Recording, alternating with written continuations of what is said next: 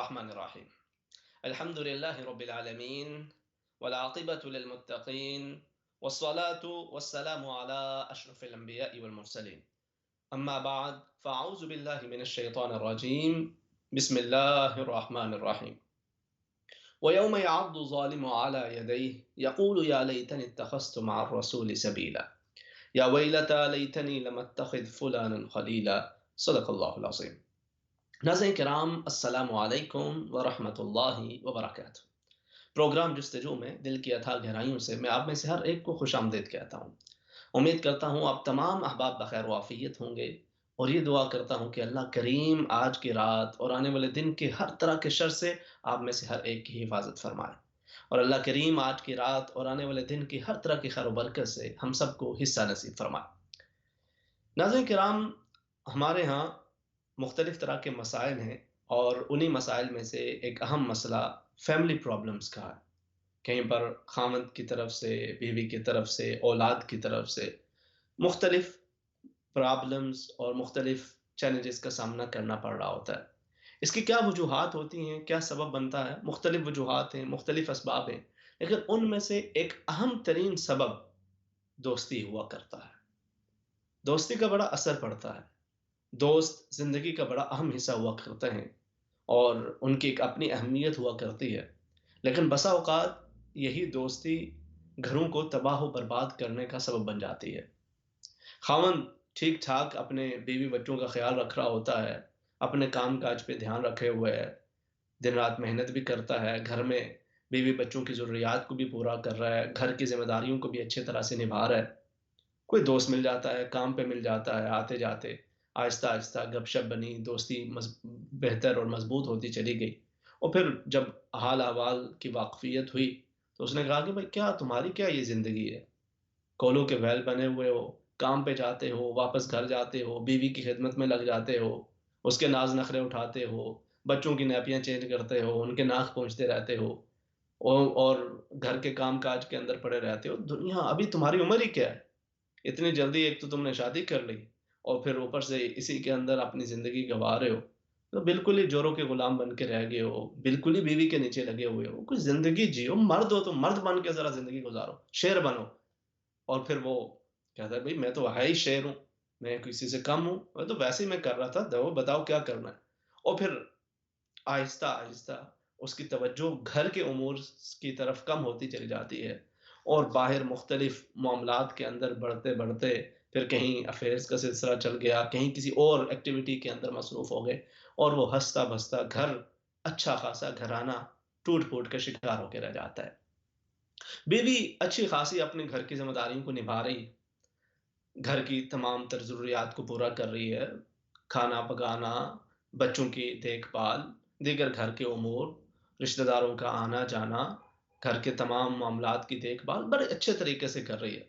کسی N G او سے متاثر ہوئی، کوئی دوست مل گئی اور اس نے کہا کہ تم اتنی پڑھی لکھی، اتنی سمجھدار خاتون ہو کے تم اپنی زندگی ضائع کر رہی ہو، اس لیے اتنا پڑھا تھا، اس لیے اتنی محنت سے ڈگری حاصل کی تھی، اس لیے اتنے سال ایجوکیشن پہ لگائے تھے، اتنے تم ذہین ہو، اتنے قابل ترین ہو، تم یہ کیا گھر کے اندر کھانے پکانے اور بچوں کی نیپیاں چینج کرنے اور خاوند کی دیکھ بھال اور گھر کے معاملات کے اندر پڑی ہوئی ہو؟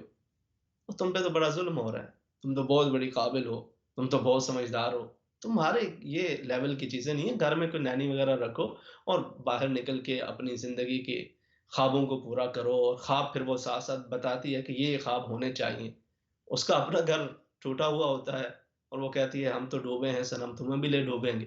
تو وہ ہمدرد بن کے اس کو اس طرح سے اس کے ذہن سازی کر رہی ہوتی ہے کہ اس کو واقعی محسوس ہونے لگ پڑتا ہے اچھا خاصا ہنستا بھستا گھرانہ، خوشی، لونگ ہسبینڈ، بیوٹیفل کڈس، سب کچھ ہوتے ہوئے، گھر کی تمام تر ضروریات پورے ہوتے ہوئے، اس کو پھر بھی یہ لگنا شروع ہو جاتا ہے، وہ سن سن کے نا دوست کی بات تو یوں محسوس ہونے لگ پڑتا ہے کہ واقعی میں بہت زیادہ مظلوم ہوں اور مجھ پہ بہت بڑا ظلم ہو رہا ہے۔ اصل تو دنیا کی رنگینیاں اور دنیا کی کامیابیاں تو اس سب سے چھوٹ کے اور اس سے نکل کے حاصل ہوں گی، اور پھر اسی بات میں نکل کے وہ اپنا ہنستا بھستا گھرانہ اجاڑ کے رکھ دیتی ہیں، اور اس طرح کی باتوں کے اندر آ کے، یا پھر کبھی آپ شادی کر کے پاکستان سے آئے ہیں بطور ہسبینڈ یا وائف کے، آپ کے کچھ سال گزرے، ویزا ویزا ہو گیا، بھائی شادی تو وہ اس لیے کی تھی مجبوری کے عالم کے اندر کہ چلو باہر کا کچھ کام وغیرہ ہو جائے۔ اب کام سیٹل ہو گیا، انہوں نے تمہیں دبا کے رکھا ہوا ہے۔ ویسے بھی جو منگیتر ہوتے ہیں ان کی کوئی لائف نہیں ہوتی، بڑی بدنامی ہوتی ہے، تم کب تک اسی گھر میں پھنسے رہو گے اور اس ساس کے ساتھ یا فلاں رشتہ داروں کے ساتھ تمہیں رہنا ہے؟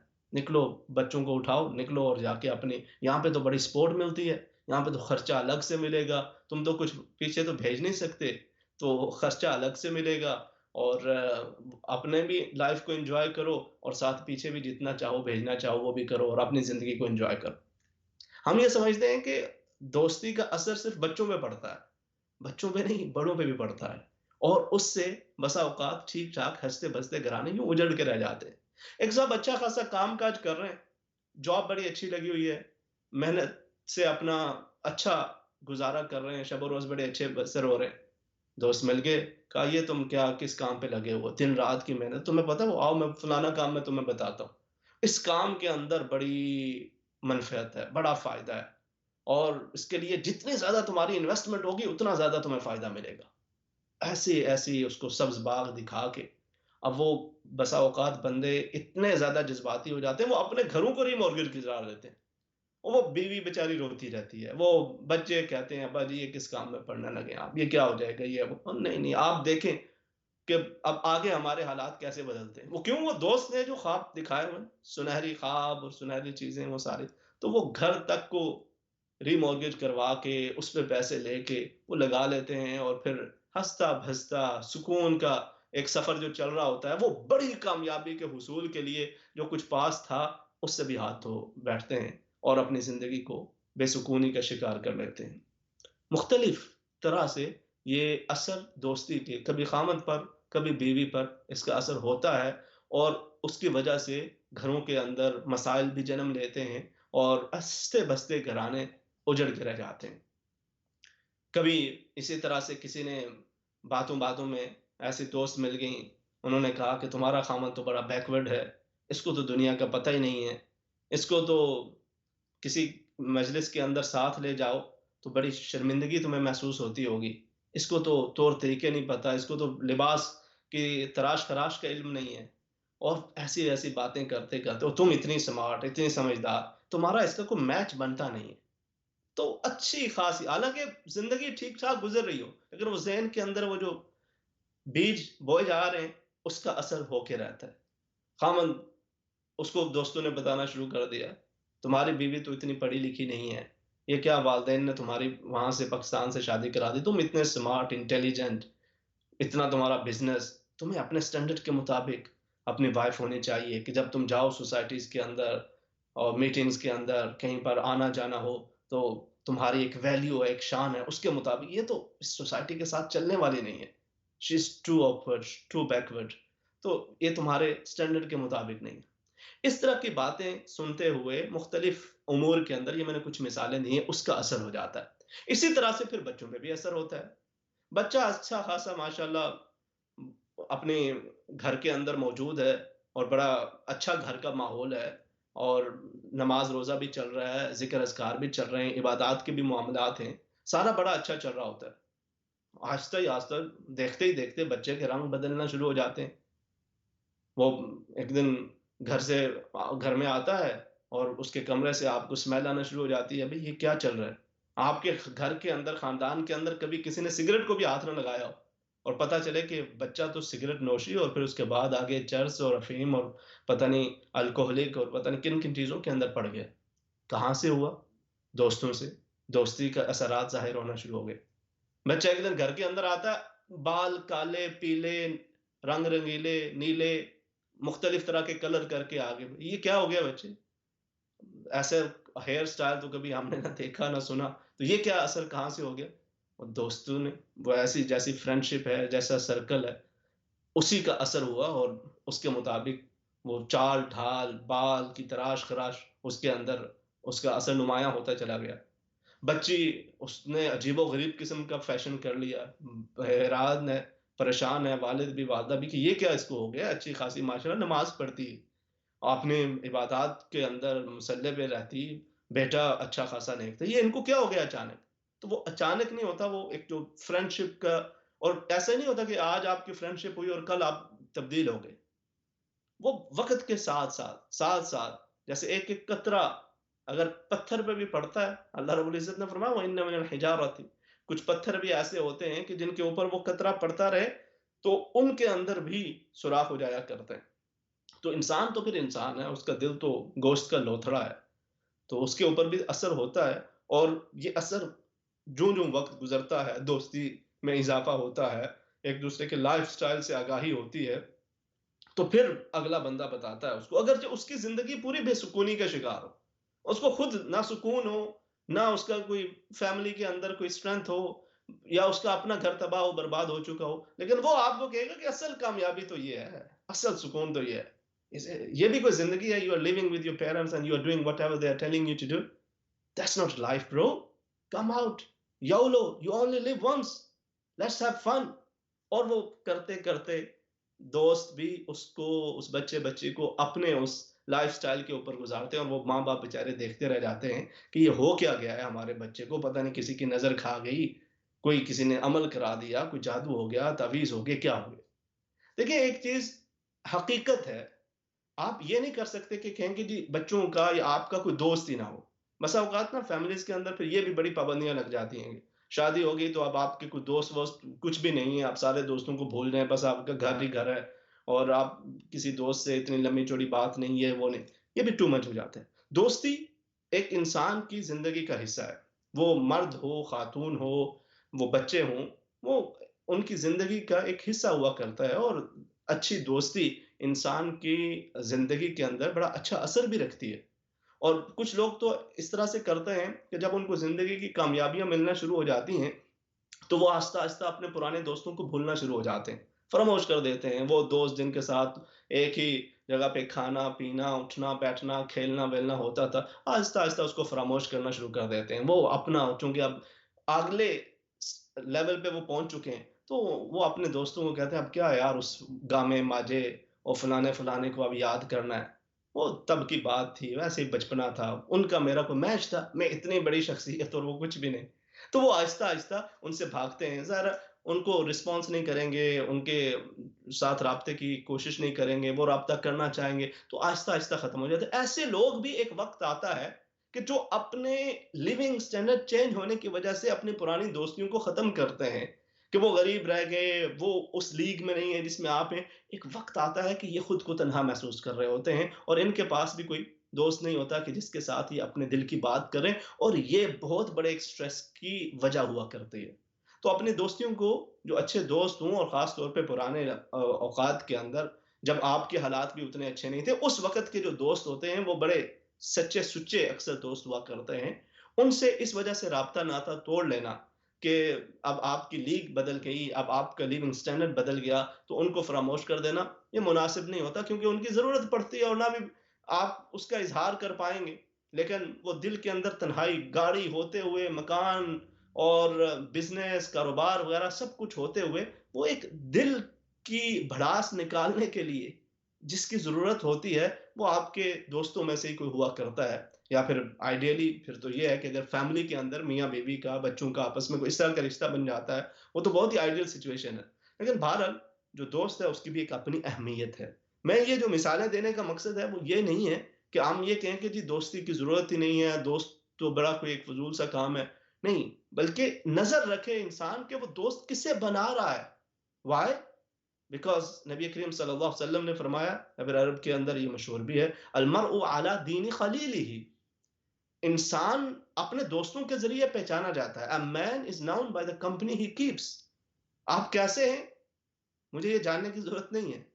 مجھے اگر یہ معلوم ہو جائے کہ آپ کے دوست کیسے ہیں تو مجھے بخوبی علم ہو جائے گا کہ آپ کیسے ہیں. آپ کے دوست آپ کی پہچان ہوا کرتے ہیں.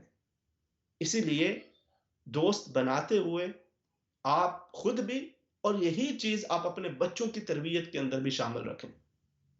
دیکھیں اگر میں آپ کو کوئی امانت دیتا ہوں، میرے پاس تھاؤزنڈز آف پاؤنڈز ہوں بیگ کے اندر، اللہ کرے ہوں، آپ بھی آمین کہیں، اللہ کرے آپ کے پاس بھی ہوں، تو ہم مل کے انسانیت کی خدمت کریں.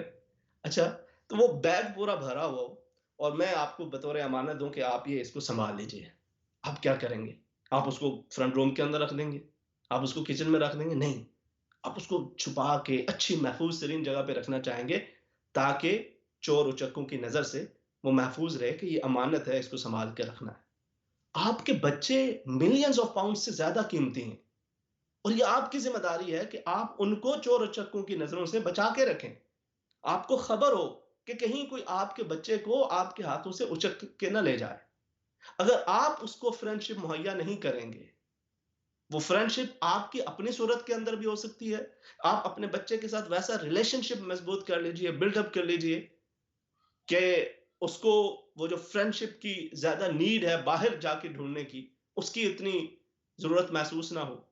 یا پھر آپ اپنے فیملی سرکل کے اندر، اپنے دوست احباب کے اندر، ان کی جو فیملیز ہیں، ان کے جو بچے ہیں، ان کے ساتھ اپنے بچوں کو اٹیچ کرنے کی کوشش کیجئے تاکہ ان کی جو نیڈ آف فرینڈشپ ہے وہ بھی فلفل ہو جائے، اور اس کے ساتھ ساتھ وہ جو باہر کی غلط صحبت ہے اس سے بھی بچے رہیں۔ یہ جو بری صحبت ہوتی ہے، بری سنگت ہوتی ہے، بڑی ہی خطرناک ہوتی ہے، بہت ہی، یہ معمولی اثر۔ بہت سارے لوگ اچھے خاصے شریف، وہ برائیوں کو چھوڑنا چاہتے ہیں، برے راستوں کو چھوڑنا چاہتے ہیں، بری عادت پڑ گئی اس کو ختم کرنا چاہتے ہیں، but they are not able to do it. Why? Because they are not changing their friendship, they are not changing their circle. آپ جب تک اپنے سرکل کو، آپ جب تک اپنے فرینڈشپ سرکل کو چینج نہیں کریں گے، اس وقت تک اسے اپنی بری عادت سے بالکل چھٹکارا حاصل کرنا بڑا مشکل کام ہے۔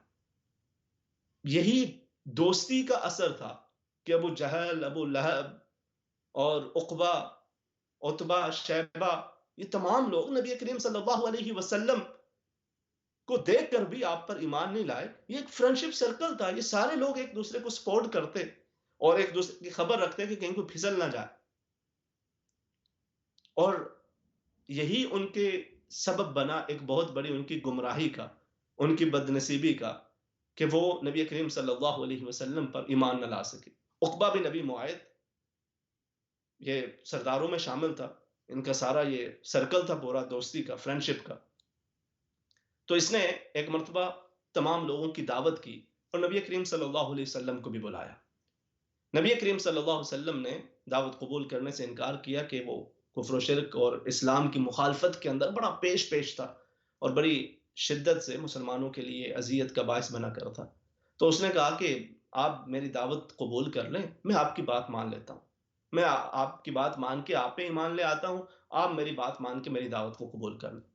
تو نبی کریم صلی اللہ علیہ وسلم نے فرمایا ٹھیک ہے۔ اس کا بڑا گہرا دوست، بیسٹ بڈی امیہ بن ابی خلف تھا۔ امیہ کو پتا چلا کہ یہ بات ہوئی ہے تو اس نے عقبہ کو بلایا اور کہا کہ میں نے یہ سنا ہے، کیا واقعی یہ ٹھیک ہے؟ کیا واقعی تم نے نبی کریم صلی اللہ علیہ وسلم پر، محمد صلی اللہ علیہ وسلم پر اسلام قبول کر لیا ہے اور ان کی بات پہ لبیک کہہ دیا؟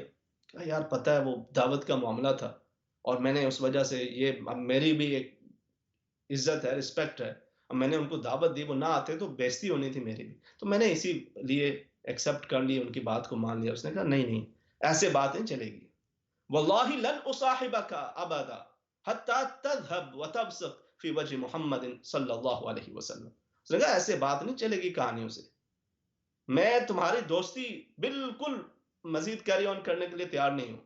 I won't be، میرا تمہارے ساتھ کوئی ریلیشن شپ، دوستی کا تعلق اب قائم نہیں ہوگا۔ We won't be friends anymore until and unless what you do، معاذ اللہ ثم معاذ اللہ، جب تک تم جا کے محمد صلی اللہ علیہ وسلم کے چہرے انور پہ تھوک نہ دو، معاذ اللہ معاذ اللہ، ہماری دوستی نہیں چلے گی۔ ماں ہم دوست ہیں، اور دوست ہوتے ہوئے تم نے اتنا بڑا، ہمارے اتنے بڑے دشمن کے ساتھ جا کے بات چیت کر لی، تو میں تو یہ کبھی بھی قبول نہیں کروں گا۔ تو اس نے جوش چڑھایا، اور اسی طرح سے دوست بسا اوقات جوش چڑھاتے ہیں۔ Are you man? Can you do this? Go ahead، کر کے دکھاؤ ذرا، پتا چلے۔ Oh no no no، you are just a little kid۔ اور وہ اس طرح سے اس کو جوش چڑھاتے چڑھاتے اس کو برے کاموں کی طرف متوجہ کر لیتے ہیں۔ And that's what happened here۔ اس نے اچھا خاصا اچھی راستے پہ چلتے ہوئے، ابھی اس کا ایک آغاز ہوا تھا، ایک سٹیپ ہوا تھا، ایون دو کہ 100% اس نے بھی اس ارادے سے اس کو ایکسیپٹ نہیں کیا تھا، but it was the first step towards right path. لیکن دوست نے فوراً آ کے جوش چڑھایا، کہا کہ یہ تو اگر دوستی نہیں ہوگی، پھر دوستی ختم آج کے بعد اگر تم یہ کام نہیں کرو گے۔ تو وہ گیا اور اس نے معاذ اللہ جا کے یہ جسارت کی۔ صحابی رسول صلی اللہ علیہ وسلم بیان کرتے ہیں راوی کہ میں نے اپنی آنکھوں سے دیکھا کہ جب اس نے یہ جسارت کی، اس کا وہ تھوک واپس اس کے چہرے پہ آگے گرا، اور اس کے لبوں پہ، اس کے ناک پہ، اس کے چہرے پہ، جہاں جہاں وہ واپس آگے تھوک لگا وہاں پہ کالے دھبے اور کالے نشان پڑ گئے، اور کہا مرتے دم تک میں نے اسے دیکھا کہ اس کے چہرے پہ وہ نشان باقی رہے، کہ اللہ نے اپنے نبی کریم صلی اللہ علیہ وسلم کی حفاظت فرمائی۔ آپ اندازہ کیجئے عقبہ بن ابی معیط کو اس کے دوست نے نبی کریم صلی اللہ علیہ وسلم جیسی عظیم ہستی سے دور کر دیا کہ جن کو دیکھنے والا ان پہ شیدا ہو جایا کرتا تھا، اور جو ایک مرتبہ ان پہ ایمان لے آتا وہ اپنی جان تو دے دیتا لیکن آپ سے غلامی کا رشتہ نہ توڑا کرتا۔ اس بری دوستی نے، اس بری صحبت نے عقبہ بن ابی معیط کو نبی کریم صلی اللہ علیہ وسلم سے دور کر دیا۔ تو آپ اندازہ کریں آپ کے برے دوست آپ پر کتنا بڑا اثر کر سکتے ہیں۔ آپ کے بچوں کے برے دوست آپ کو اپنے بچوں سے کتنا دور کر دیں گے اور انہیں کتنے برے راستوں پہ لے جا سکتے ہیں۔ اس لیے دوست کا بہت بڑا اثر زندگی کے اندر ہوا کرتا ہے۔ نبی کریم صلی اللہ علیہ وسلم نے ارشاد فرمایا کہ انسان ہمیشہ یہ خیال رکھے کہ وہ کسے دوست بنا رہا ہے۔ کیوں؟ کیونکہ اچھے دوست کی مثال ایسی ہوتی ہے کہ جیسے ایک عطر بیچنے والا ہو اور اس کی مجلس میں آپ جا کے بیٹھیں تو کیا ہوگا؟ یا تو آپ کو اس سے خوشبو آئے گی، یا وہ آپ اس سے خوشبو خرید لیں گے، یا وہ آپ کو فری میں خوشبو لگا دے گا، اور یا پھر یہ دونوں نہ بھی ہوں تو جتنی دیر آپ اس کی مجلس میں رہیں گے آپ کو خوشبو تو آتی رہے گی۔ یہ اچھے دوست کا تعلق، طریقہ کار۔ جبکہ دوسرا برے دوست کی مثال لوہار کسی ہے کہ آپ جب اس کی بھٹی کے قریب جا کے بیٹھیں گے یا تو آگ کی کوئی چنگاری اڑ کے آپ کے کپڑے کو جلا دے گی، اور اگر ایسا نہ بھی ہوا تو جب تک آپ وہاں پہ رہیں گے بدبو اور اس بری مہک آپ کو آتی رہے گی، اور آپ جب وہاں سے باہر اٹھ کے بھی جائیں گے تو اس کا کچھ نہ کچھ اثر آپ کے لباس، آپ کے بدن پہ قائم رہے گا۔ اسی لیے ناظرین کرام، فرینڈشپ از ویری امپورٹنٹ، لیکن آپ کو ہمیشہ یہ یاد رکھنا ہے کہ آپ کو کسے دوست بنانا ہے۔ اللہ پاک نے قرآن حکیم کے اندر ایک نقشہ کھینچا ہے، فرمایا کہ قال قائل منهم انی کان لی قرین، جنت میں دوست احباب مل بیٹھیں گے تو یاد کریں گے انی کان لی قرین، یار میرا ایک دوست ہوا کرتا تھا، یقول انک لمن المصدقین، پتہ کیا کہتا تھا؟ کہا کرتا تھا کہ یار تمہیں یقین ہے یہ اتنی ساری یہ جو باتیں ہیں، اذا متنا وکنا ترابا وعظاما انا لمدینون، مر کے مٹی میں مل جائیں گے، ہڈیاں بھی ختم ہو جائیں گی اور پھر ہم زندہ ہو جائیں گے اور اس کے بعد پھر ہمارا حساب کتاب ہوگا۔ Do you really believe in that? Is it possible? Just think. Imagine. Is it possible? تو وہ اس طرح سے بڑے انٹلیکچوئل طریقے کے ساتھ ہمیں قائل کرنے کی کوشش کیا کرتا تھا کہ there is no life after death. Everything will be finished. So enjoy the moment you have. That's what my friend used to say. So اللہ رب العزت نے حکم دیا، ارشاد فرمایا حل انتم مطلعون، اللہ کی طرف سے انہیں یہ اجازت ملی اور کہا گیا کہ کیا تم دیکھنا چاہتے ہو کہ تمہارا وہ دوست کہاں پہ ہے؟ جس دوست نے ایسی پٹیاں پڑھائی تھی، ایسے سبق پڑھائے تھے، تم اسے دیکھنا چاہتے ہو کہ کہاں پہ ہے؟ فَاطَّلَعَ فَرَآهُ فِي سَوَاءِ الْجَحِيمِ، تو اس نے جب اس کی طرف نظر دوڑائی تو وہ نظر آیا، کہاں پہ، کس حال میں نظر آیا، اور پھر اس نے اپنے دوست کو کیا کہا؟